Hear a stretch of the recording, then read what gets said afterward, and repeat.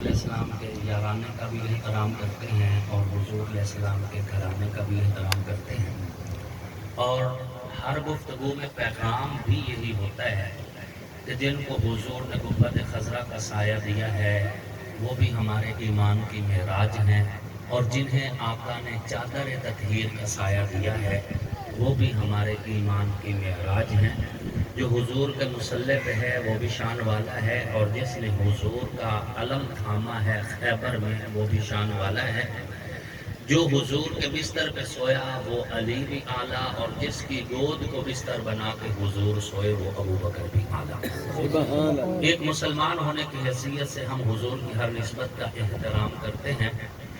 چونکہ محرم الحرام کا مہینہ ہے، اس مہینہ کے اندر حضرت عمر رضی اللہ تعالیٰ عنہ کی شہادت بھی ہے یکم محرم کو، اور 10 محرم کو امام علی مقام امام حسین اور ان کے رفقا کی شہادت بھی ہے۔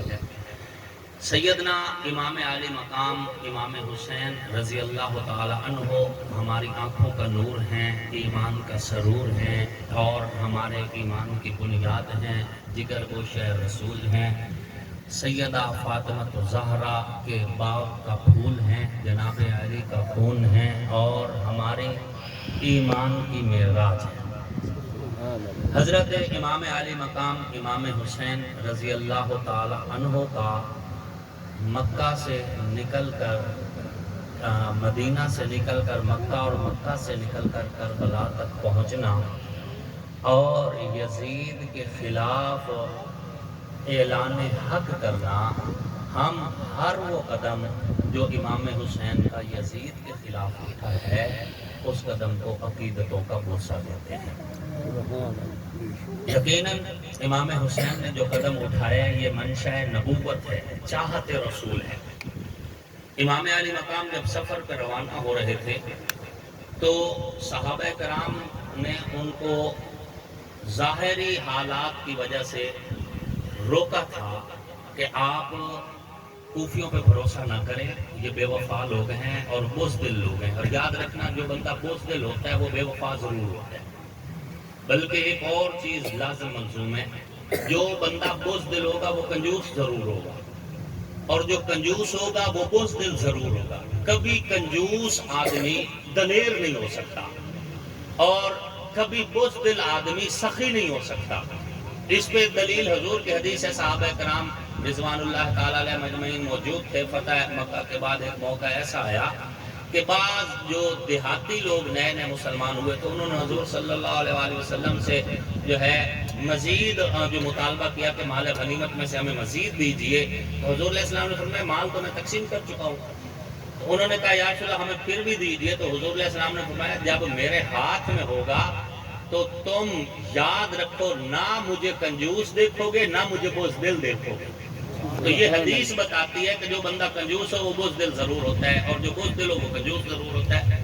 تو صحابہ کرام روک رہے تھے۔ حضرت عبداللہ بن عمر رضی اللہ تعالیٰ عنہ حضرت امام علی مقام کے گھوڑے کی لگام پکڑ کے ساتھ گھسٹتے ہوئے شہر سے باہر گئے اور کہہ رہے کہ حسین کوفیوں پہ بھروسہ نہ کر، حسین یہ بزدل لوگ ہیں دھوکہ دیں گے، حسین یہ منافق ہیں دھوکہ دیں گے، انہوں نے تیرے بابا کے قدموں کے نیچے سے مسلح کھینچا تھا، تیرے بابا پہ تلوار چلائی، شہید کیا آپ کے بابا کو، ان پہ بھروسہ نہ کیجئے۔ لیکن امام علی مقام امام حسین نے ایک ذہن کے اندر جو ٹھان لی تھی، اور پھر اس کی حضرت امام حسین خود وضاحت بھی فرماتے ہیں کہ انی رأیت رسول اللہ فی المنام، میں نے خواب میں حضور کو دیکھا ہے، سبحان اللہ، میں نے خواب میں حضور کو دیکھا ہے، وقد امرنی امرا، اور حضور نے مجھے ایک حکم دیا ہے، انی قاصن، میں وہ حکم کو ضرور پورا کروں گا۔ اور یہ مسئلہ ذہن میں بٹھا لیں کہ جب نبی کو خواب آئے تو وہ بھی سچا ہوتا ہے، اور جب نبی خواب میں آئے تو وہ بھی سچا ہوتا ہے۔ یہ مسئلہ ذہن میں رکھیں، جب نبی کو خواب آئے تو وہ خواب بھی سچا ہوتا ہے۔ حضرت ابراہیم علیہ السلام فرماتے ہیں انی ارا فی المنام انی اذبحک فانظر ماذا تری، اے میرے بیٹے اسماعیل میں نے خواب میں دیکھا ہے کہ میں تیری گردن پہ چھری چلا رہا ہوں۔ تو حضرت اسماعیل نے کیا فرمایا، یا ابت افعل ما تؤمر، ابا خواب میں جس کا حکم دیا گیا آپ اس کو ضرور پورا کریں، جلدی پورا کریں۔ علماء نے یعنی کہ یہ اصل میں تھا یا ابتی افعل، پھر جلدی کی وجہ سے یا کو ختم کر کے مختصر بات حضرت اسماعیل کی یہ بتا رہی کہ حضرت اسماعیل چاہتے تھے کہ اس حکم میں تاخیر نہ ہو، ایک حرف کی بھی تاخیر نہ ہو، فرمایا یا ابتی افعل، یا ابتی افعل نہیں کہا، یا ابتی افعل، جلدی سے کہہ دیا ابا جان آپ پورا کریں، جلدی کریں۔ حضرت ابراہیم کو خواب آیا تو وہی حضور جس کے خواب میں آ جائیں تو حضور نے بھی فرمایا وہ میں ہی ہوں گا، سبحان اللہ، جس نے حضور نے فرمایا جس نے مجھے خواب میں دیکھا تو اس نے حقیقتاً مجھے ہی دیکھا۔ سبحان کیونکہ شیطان کعبے کی شکل میں تبدیل ہو سکتا ہے لیکن حضور کی شکل نہیں اپنا سکتا۔ سبحان حضرت امام حسین کیا فرماتے ہیں کہ انی رأیت رسول اللہ فی المنام قد امرنی امرا انی کاظم، مجھے رسول اللہ خواب میں آئے اور حضور نے بتایا ہے کہ آپ نے یہ کام کرنا ہے تو میں اس کام کو پورا کروں گا۔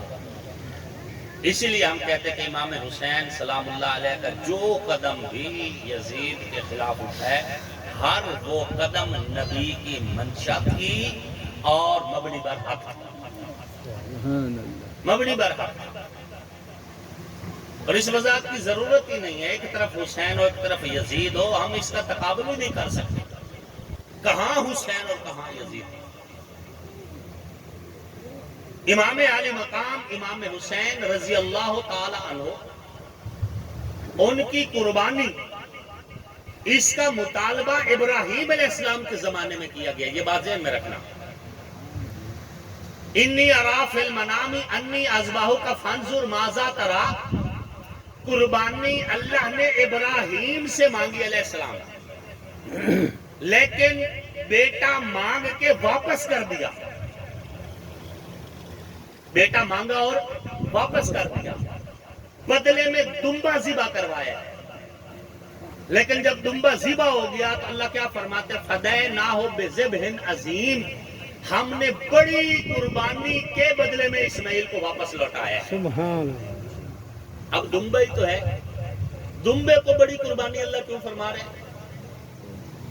دمبا ہی تو ہے۔ ایک تو علماء نے یہ لکھا ہے کہ ہر نبی کا جسم جنت کی مٹی سے تیار ہوتا ہے، ہر نبی کا جسم، اس کی مٹی جنت سے لی جاتی ہے، تو چونکہ جسم اسماعیل علیہ السلام کا جنت کی مٹی سے تھا تو اس کا بدلہ بھی جنت کے دمبے سے دیا گیا، سبحان، اس لیے ذبح عظیم کہا گیا۔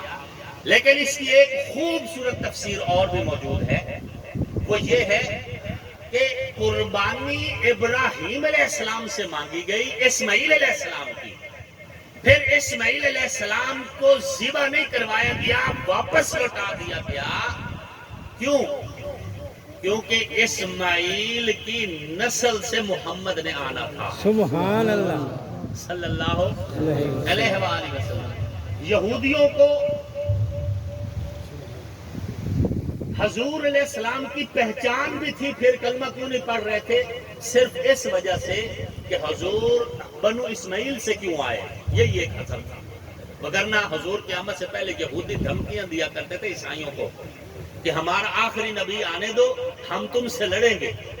جب حضور پیدا ہوئے حضرت اسماعیل کی اولاد سے تو اب ان کو حسد ہوا، اور یہ حسد کی وجہ سے یہودی مسلمان نہ ہوئے، وگرنہ قرآن کہتا ہے یعرفونہ کما یعرفون ابناءہم، یہ یہودی اور نصرانی حضور کو اتنا پہچانتے تھے جتنا باپ اپنے بیٹے کو پہچانتا ہوتا ہے۔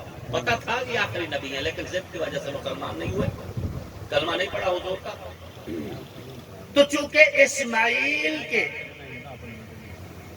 مبارک نسب میں سے حضور نے پیدا ہونا تھا تو اس لیے اسماعیل کی قربانی اللہ نے واپس لوٹا دی، اور وقتی طور پہ اسماعیل کے بدلے میں دمبا لیا، لیکن جو مطالبہ ابراہیم علیہ السلام سے اللہ نے بیٹے کی قربانی کا کیا تھا وہ مطالبہ پھر حضور کی آل سے پورا کیا گیا، اسے ذبح عظیم کہا جاتا ہے۔ توجہ میری طرف میں بات سنیں۔ سبحان اللہ، قربانی مانگی آل ابراہیم سے گئی اور لی آل محمد سے گئی. اور میں اپنی طرف سے نہیں کہہ رہا، میں ایک چھوٹا سا مولوی ہوں، میری اتنی اوقات نہیں ہے کہ میں خود تحقیق کر کے پھر آپ کے سامنے مسئلے رکھوں. دیوبندی علماء جب اپنا شجرہ بیان کرتے ہیں نا علم کا، کہ میں نے پڑھا اپنے استاد مولانا ظفر احمد قاسم سے، انہوں نے پڑھا مولانا عبد المجید کرروڑ پکا والے سے، اس طرح نسب بیان کرتے کرتے ایک سلسلے میں نام آتا ہے شاہ محمد اسحاق رحمۃ اللہ علیہ. اب دیوبندی جب شاہ محمد اسحاق رحمہ اللہ تک پہنچتے ہیں تو آپ بریلوی علماء کا شجرہ لیں، یہ بھی شاہ محمد اسحاق پر جا کر دونوں کا استاد ایک ہو جاتا ہے. اب اہل حدیث علماء جب اپنا شجرہ علم کا بیان کریں گے تو ان کا استاد بھی شاہ محمد اسحاق پر آ کر کے ایک ہو جاتا ہے. اہل سنت کے تینوں طبقوں کا یہ متفق علیہ استاد شاہ محمد اسحاق رحمہ اللہ نے فدیناہ بذبح عظیم کی یہی تفسیر کی ہے سر الشہادتین کتاب کے اندر. سر الشہادتین کے اندر کہ قربانی جو ابراہیم علیہ السلام سے مانگی گئی تھی وہ پوری آل محمد سے کی گئی. اور یہی وجہ ہم جب درود پڑھتے تو کیا پڑھتے ہیں؟ اللہم صلی علی محمد وعلی آل محمد کما صلیت علی ابراہیم وعلی آل ابراہیم انک حمید مجید. آل ابراہیم سے قربانی مانگی گئی ہے، لی نہیں گئی. اور آل ابراہیم کی مانگی ہوئی قربانی آل محمد سے پوری کی گئی. علامہ محمد اقبال رحمۃ اللہ علیہ فرماتے ہیں علامہ محمد اقبال رحمۃ اللہ علیہ فرماتے ہیں غریب و سادہ و رنگین ہے داستان حرم. غریب مسافر کو کہتے ہیں عربی میں، ہمارے والے غریب کو نہیں کہتے جس کے پاس مال و دولت نہ ہو، یہ اردو میں اس کو غریب کو کہتے ہیں. عربی میں غریب مسافر کو کہا جاتا ہے. اور سادہ جس کے پاس سامان بھی نہیں تھا، تھوڑے سے سامان لے کر جو نکلا سفر پر، وہ مسافر. اور رنگین لہو لال حرم نبی علیہ السلام کا خاندان. رنگین و سادہ، غریب و سادہ و رنگین ہے داستان حرم. انتہا اس کی حسین ہے اور ابتدا اسماعیل. انتہا اس کی حسین ہے اور ابتدا اسماعیل. فدیناہ بذبح عظیم، مانگی آل ابراہیم سے گئی قربانی اور پوری آل محمد سے کی گئی.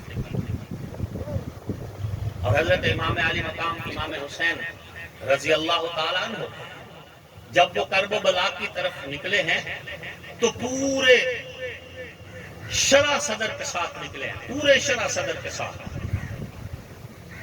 اور کربلا کی جنگ میں پچھلی تقریر میں بھی بتا گیا ہوں کہ اسے جنگ کہنا ہی ظلم ہے. جنگ برابر کی سطح پہ ہوتی ہے جب دونوں طرف سے لشکر ہو. یہ کیسی جنگ ہے جس میں ایک طرف 150 بندہ، ایک طرف 70,000 کے قریب سورما اکٹھے ہیں؟ یہ جنگ نہیں ہوئی، کربلا میں ظلم ہوا ہے، ظلم ہوا ہے. اور امام علی مقام کوئی لڑنے تھوڑی نکلے تھے. یہاں پر ایک بڑا اعتراض کیا جاتا ہے کہ صحابہ حسین کے ساتھ کیوں نہیں گئے. بھئی امام حسین جنگ کے لیے جاتے تو صحابہ کو لے کر جاتے. امام حسین جنگ چاہتے ہی نہیں تھے، یہ بات ذہن میں رکھنا. جنگ چاہتے ہی نہیں تھے. اگر امام حسین جنگ چاہتے اور صحابہ کو ساتھ لے کر جاتے تو یہ ممکن ہی نہیں کہ صحابہ امام حسین کے ساتھ نہ جاتے. اور میں ذمہ داری سے کہہ رہا ہوں امام حسین سلام اللہ علیہ کے قاتلوں میں سے یا مولا علی کے قاتلوں میں کوئی ایک بھی صحابی رسول نہیں ہے، ایک بھی صحابی رسول نہیں ہے. سارے منافق لوگ تھے، سارے وہ لوگ تھے جو آل رسول کے دشمن تھے، اور ان میں اکثریت ان بے ایمانوں کی تھی جنہوں نے 12,000 خط لکھ کر امام علی مقام کو وفاؤں کے وعدے کیے اور کربلا کی طرف آ کر پھر بے وفا نکلے.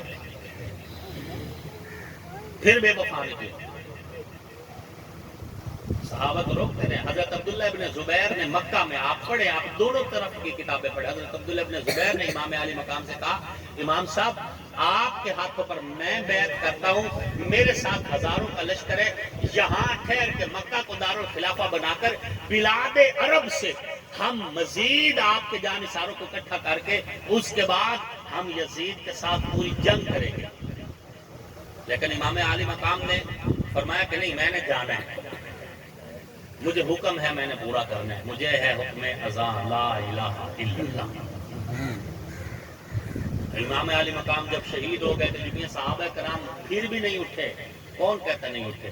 کوفہ سے حضرت سلیمان بن سرد صحابی رسول ہیں, بخاری کتاب الاذان میں ایک حدیث کے راوی ہیں, وہ اٹھے یزید کے خلاف.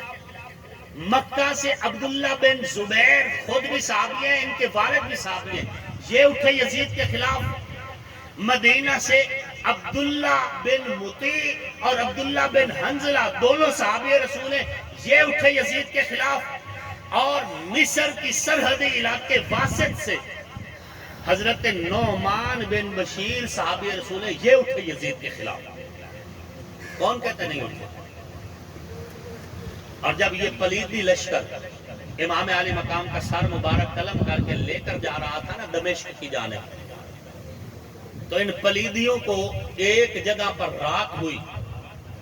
جب رات ہوئی تو ایک گرجا گھر کے پاس انہوں نے رات گزارنے کا ارادہ کیا. اس کے پادری جو تھا, عیسائی پادری, اس نے کہا رات ٹھہرنے دیتا ہوں, کوئی مسئلہ نہیں, مجھے یہ بتاؤ یہ سر کس کا ہے؟ کس کا سر اٹھایا پھر؟ ان کا یہ سر حسین ابن علی کا ہے. ان کا حسین کون ہے؟ ان کا حسین ہمارے نبی کا نواسہ ہے. اس نے کہا تمہیں شرم نہیں آتی؟ تمہیں یہ بتاتے ہوئے شرم نہیں آتی کہ جس نبی کا کلمہ پڑھتے ہو اس کے نواسے کو شہید کر کے پھر رہے ہو, اور پھر فخر سے کہہ رہے ہو کہ یہ حسین بن علی کا سر ہے. اس کے بعد اس نے جو بات کہی, الصواعق المہر کا اہل سنت کی کتابیں, علامہ ابن حجر المکی الشافی, انہوں نے لکھا ہے یہ واقعہ کہ اس نے کہا کہ اے نام نہاد مسلمانوں, یاد رکھو ہمارے پاس عیسیٰ علیہ السلام کے گدھے کا کھر ہے. عیسیٰ علیہ السلام کے گدھے کا کھر ہے. ہم نے اس کھور کو بھی اتنی عزت دی ہوئی ہے کہ ریشم کے لحاف میں ہم اسے رکھتے ہیں, خوشبو لگاتے ہیں, پورا سال اس کی عزت کرتے ہیں. سال میں ایک بار ہم سارے عیسائیوں کو اکٹھا کر کے حضرت عیسیٰ علیہ السلام کے گدھے کے کھور کی زیارت کرواتے ہیں. اور ہم تو عیسیٰ علیہ السلام کے گدھے کے کھور کی عزت کرتے ہیں, اور تم اپنے نبی کے نواسے کی عزت نہ کر سکے. تم سے بڑا بدبخت کون ہوگا؟ سیدنا امام علی بن حسین المعروف امام زین العابدین سلام اللہ علیہ سے ایک بار کچھ لوگ آ کر پوچھنے لگے کہ مکھی مارنے پر گناہ ہوتا ہے؟ مسئلہ ہمیں بتائیں کہ مکھی ماری جائے یا مچھر اگر ہم مار دیں تو کیا گناہ ہوگا؟ امام زین العابدین نے ایک آہ بھری فرمایا, یہ لوگ مجھ سے مکھی مارنے کا مسئلہ پوچھتے ہیں, جنہوں نے حسین کو مار دیا انہیں اس وقت پتہ نہیں چلا کہ حسین کے مارنے کا جرم کتنا ہے, مکھی مارنے کا مسئلہ پوچھتے ہیں. اس نے کہا میں رات ٹھہرنے دوں گا, شرط یہ ہے کہ حسین کا سر میرے گھر میں رہے گا, تمہارے قبضے میں نہیں رہے گا. ایک رات کے لیے یہ سر مجھے دے دو. انہوں نے کہا سر دیتے ہیں بشرطے کہ 1100 درہم آپ ہمیں دیں, پھر دیں گے. مال کے بھوکے, یہ پلیدی لشکر مال کا بھوکا. انہوں نے 1100 درہم ان کے منہ پہ مارا, امام حسین کا سر مبارک لیا, گھر میں چلا گیا. رات سارا امام حسین کا سر گھر میں رکھا. صبح جب وہ پادری باہر نکلا تو گھر سے نکلتے ہوئے کہہ رہا تھا لا الہ الا اللہ. یہ پلیدیوں کا لشکر کہنے لگا آپ کو کلمہ کس نے پڑھایا؟ اس نے کہا اس حسین چہرے والے سر نے کلمہ پڑھایا. انہوں نے کہا یہ تو بولتا ہی نہیں, تن سے جدا ہو گیا, اس نے کیسے پڑھایا؟ اس نے کہا بدبختو, ہم تو ساری رات سوئے ہی نہیں ہیں. ہم نے پورے اہل خانہ نے یہ کہا کہ نبی آخری نبی کے نواسے کا سر ہمارے گھر میں ہے، اگر ہم سو گئے تو یہ توہین ہوگی نواسے رسول کی۔ ہم نے سر ساری رات اپنی گود میں رکھا ہے سبحان اور ہم نے اسے عرق گلاب سے غسل دیا ہے، اور اللہ کی قسم رات کے اندھیروں میں اس حسین چہرے سے ایک نور نکلتا تھا جو آسمانوں تک چلا گیا۔ سبحان اللہ ساری رات میں نے اس نورانی چہرے کی زیارت کی ہے اور اس کا نور کہہ رہا تھا کلمہ پڑھ۔ میں نے یہ اندازہ لگا لیا جب نواسا اتنا نورانی ہے تو نانا کتنے نور والا ہو۔ سبحان اللہ میں نے کلمہ پڑھ لیا، میں مسلمان ہو گیا۔ میں نے سبحان کلمہ پڑھ لیا، میں مسلمان ہو گیا۔ اس کے بعد کتابوں میں تاریخ کی روایت، یہ حدیث نہیں ہے لیکن تاریخ میں ہے کہ اس گرجا گھر کی دیوار پر ایک عبارت ظاہر ہوئی اور وہ لکھا ہوا تھا اترجو امت قتلت حسینا شفاعت جدہ یوم القیامہ۔ کیا یہ امت اس محمد کی شفاعت کی طلبگار ہے جس کے نواسے کو قتل کر دیے؟ یہ کیسی امید رکھتے ہیں؟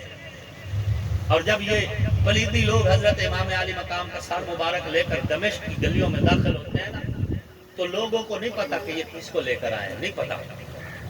لوگ دیکھ رہے ہیں کہ کس کا سر ہے جو تن سے جدا کر کے لے کر آ رہے ہیں۔ ایک بوڑھی عورت کھڑی ہے اور کمر اس کی جھک چکی ہے، کمر جھکی ہوئی کمر کے ساتھ وہ دیکھ رہی ہے، اور وہ بوڑھی عورت پوچھتی ہے کہ اس بوڑھی عورت نے جب دیکھا کہ کچھ پردہ دار خواتین ہیں اور ان کو قیدی بنا کے لایا جا رہا ہے، ساتھ جو ہے بیمار ایک نوجوان ہے وہ بھی قیدی بنا کے لایا جا رہا ہے، اور اس نے اس بوڑھی عورت کے پاس جو کپڑے تھے نا وہ اس مختصر قافلے کی طرف اچھال دیے۔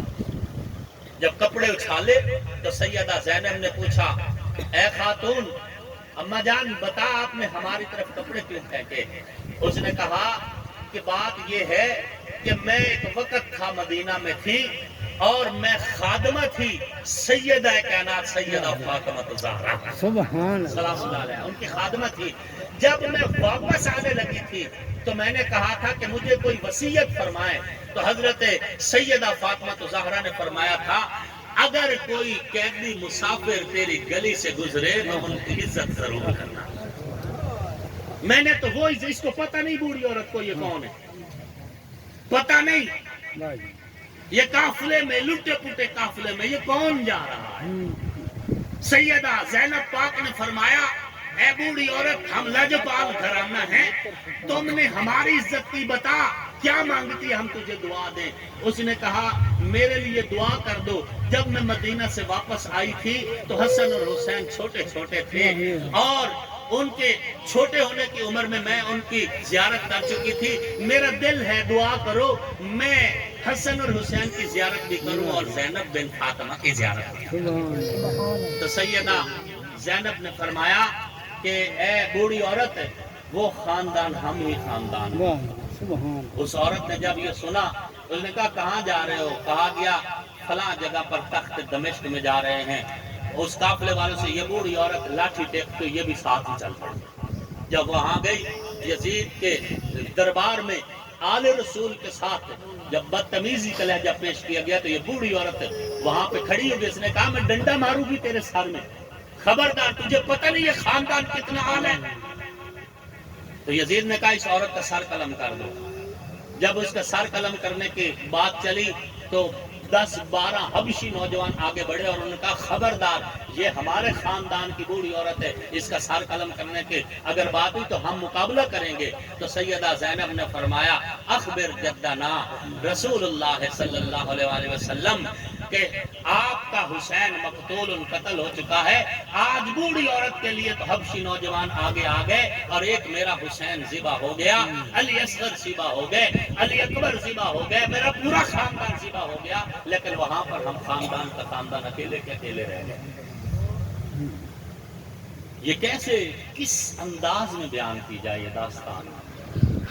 یہ بات ذہن میں رکھنا۔ اللہ کو گواہ بنا کے کہتا ہوں تم بھی گواہ ہو جاؤ، رب محمد کی قسم یزید سے کوئی رشتہ نہیں ہے، ہمارے سارے رشتے حسین کے قدموں سے جڑے ہوئے ہیں۔ ہماری ساری تعلق داری، ہمارا سارا عقیدہ حسین کے قدموں سے جڑا ہوا ہے۔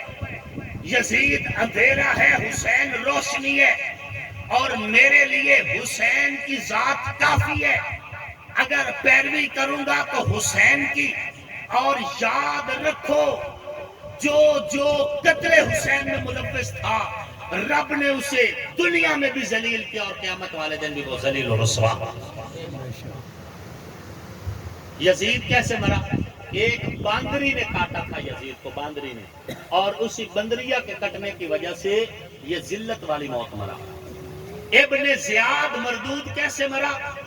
اس کا سر قلم ہوا، اور جب اس کا سر پڑا تھا لوگوں کے ہجوم میں، آپ ترمذی شریف پڑھیے، مسلمانوں کی سنیوں کی کتاب ہے، ہجوم میں پڑھا تھا جب سر، تو لوگوں نے کہا جا جا جا، پوچھا گیا کون آیا کون آیا؟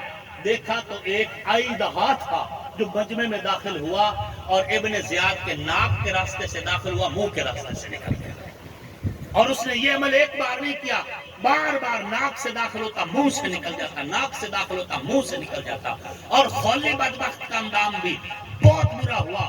اور وہ لعنتی جس نے امام حسین کے جسم پاک سے، وہ جسم جس کی رگوں میں محمد کا خون ہے، وہ جسم جس کے اوپر محمد علیہ الصلوۃ والتسلیم کی نسبت ہے، وہ جسم جو جنت سے بھی زیادہ قیمتی ہے، وہ جسم جو حرمین کا لہو ہے، وہ جسم جس میں حرم فاطمہ بھی ہے، حرم علی کی نسبت بھی ہے، اس مقدس جسم سے جس بدبخت نے کپڑے کھینچے تھے، وہ بدبخت بھی اتنا ذلیل ہو کر مرا کہ ساری زندگی اس کے ہاتھوں سے پیپ نکلتی رہی، پیپ نکلتی رہی، ذلیل ہوئے۔ اور جب مختار سقفی کے دور میں